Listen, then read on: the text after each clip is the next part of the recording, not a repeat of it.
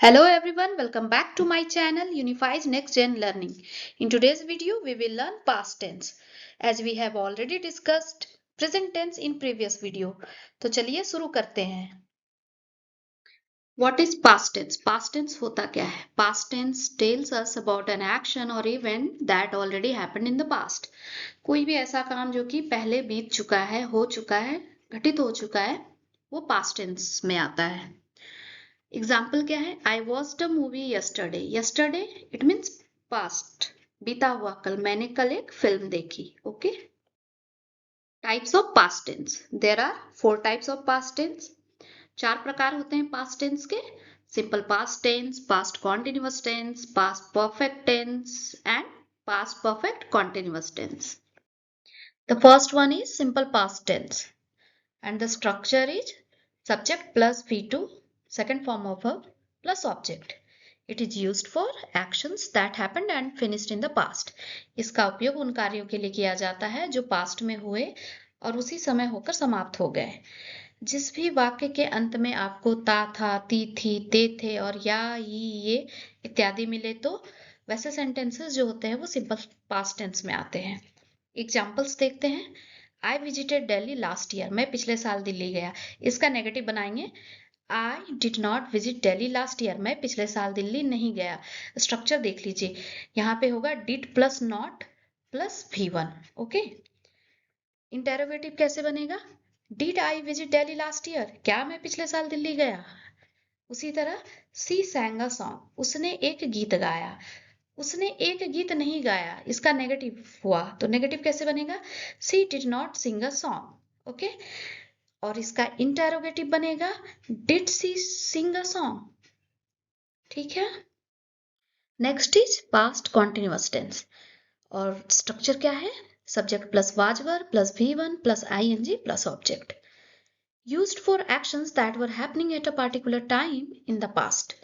इसका उपयोग उन कार्यों के लिए किया जाता है जो पास्ट में किसी विशेष समय पर चल रहे थे. जिस भी वाक्य के अंत में रहा था, रही थी, रहे थे इत्यादि मिले आपको तो वैसे वाक्य पास्ट कॉन्टिन्यूअस टेंस के होते हैं. Okay. Examples. I was reading a book. मैं किताब पढ़ रहा था. इसका negative I was not reading a book. मैं किताब नहीं पढ़ रहा था. Interrogative. Was I reading a book. क्या मैं किताब पढ़ रहा था? In the same way they were playing football. वे लोग फुटबॉल खेल रहे थे. They were not playing football. वे लोग फुटबॉल नहीं खेल रहे थे. Were they playing football. क्या वे फुटबॉल खेल रहे थे? Now we have past perfect tense and the structure is subject plus had plus V3 plus object. Used for actions that were completed before another past action. Past perfect tense का प्रयोग जो होता है उस काम के लिए किया जाता है जो किसी दूसरे काम से पहले पूरा हो चुका था. ओके. और जिस भी वाक्य के अंत में चुका था, चुकी थी, चुके थे इत्यादि मिले तो दिया हुआ वाक्य जो होता है वो पास्ट परफेक्ट टेंस में आता है. एग्जाम्पल्स देखते हैं. I had finish my work before he came. यहाँ पे 2 काम हुआ है. ठीक है.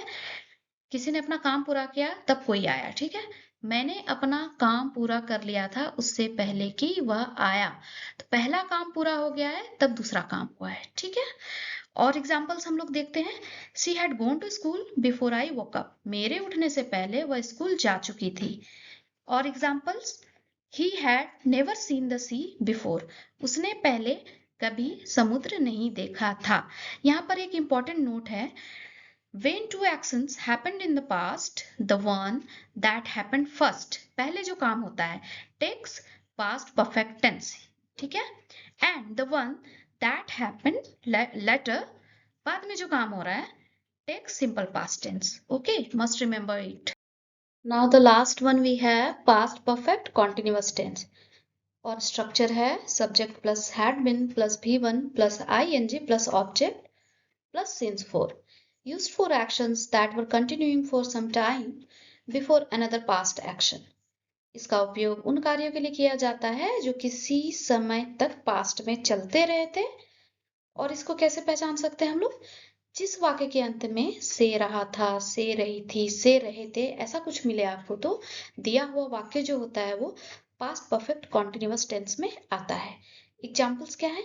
She had been studying for 2 hours. वह 2 घंटे से पढ़ रही थी। I had been working since morning, मैं सुबह से काम कर रही थी।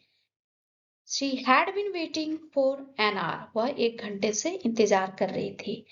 यहाँ पर फॉर और सिंस का यूज हुआ है, तो मैंने पहले के भी वीडियो में इसे क्लियर किया है, मैं अभी भी थोड़ा बता देती हूँ आप लोगों को।